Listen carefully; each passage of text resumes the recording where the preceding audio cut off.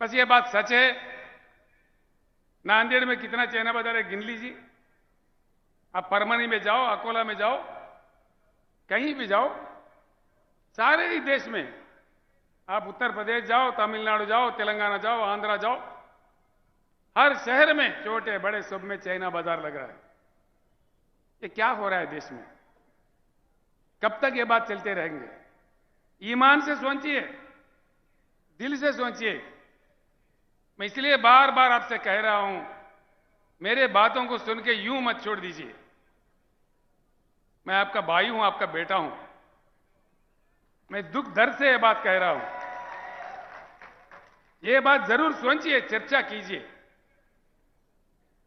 ऐसे ही दो तीन बात और बताने हैं।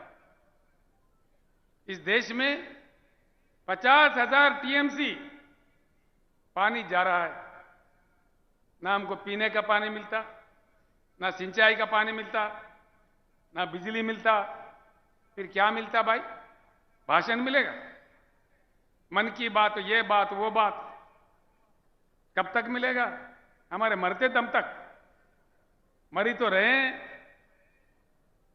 तो इस बात पे बहुत सीरियस तरीके से आप लोगों को, खास तौर पर किसान भाइयों को, किसान घर के महिलाओं को, हमारे युवा लोगों को, हमारे पढ़े लिखे लोगों को, हमारे वकील साहब लोगों को, हमारे टीचर्स, लेक्चरर्स जो बुद्धिजीवी है, जो लेखक, कवि, गायक है, सारे लोगों को मैं सर झुका के प्रणाम करके इस पावन धरती, महाराष्ट्र के पावन धरती से विनय पूर्वक विनम्र करता हूं, दया करके इस बात पे सोचिए। ये कोई राजनीति नहीं है, हमारे जीवन और मृत्यु की सवाल है, जिंदगी और मौत की सवाल है। कब तक मरते रहेंगे? क्यों मरना भाई? क्या हमारी किस्मत यही है? हम आत्महत्या करने के लिए पैदा हुए? और तो और देखिए, मैं आपको एक बात बताता हूं, सोचिए, दिल से सोचिए। आज इस देश का लक्ष्य क्या है? भारत का कोई लक्ष्य है? भारत अपना लक्ष्य खो दिया है। अंधेरे में अपने रास्ते भूल जाके अपने लक्ष्य खो दे के भटक रहा है। बस चुनाव जीतना ही लक्ष्य है, कोई लक्ष्य नहीं है। चुनाव जीतो, दंगा करो, फसाद करो, जाति भेद लाओ, मतभेद लाओ, करोड़ों खर्च करो, शराब पिलाओ, हत्या करो, लेकिन चुनाव जीतो। कब तक जिताते रहेंगे? आकर हम तंग नहीं हो रहा है? जिता जिता के थक गए भाई। कितने आते हैं वोट भिखारी, हर चुनाव में आते हैं रंग बिरंगी कहानी लेके। नेता बदलता है, हमारे किसानों का हालत क्यों नहीं बदलता? किसानों का हालत अगर बदलना है, जैसा तेलंगाना राज्य में बदला है, किसान सरकार आने पर ही बदलता है। अब देखो, मैं दुबला पतला आदमी हूं। मैं जब शुरू किया था, नेता लंबे लंबे मोटे मोटे थे मेरे से। अरे बोला, ये दुबला पतला याद ये कुछ कुछ दबा देगा भाई, इससे क्या होगा? अब क्या हुआ, देश जाता है। तो इसलिए नेता को देखा हैरान नहीं होना चाहिए। नेता का मोटापा कहां से आता है भाई? हमारे वोट से ही आता है। नेता बनता कहां से है? नेता का शक्ति क्या है?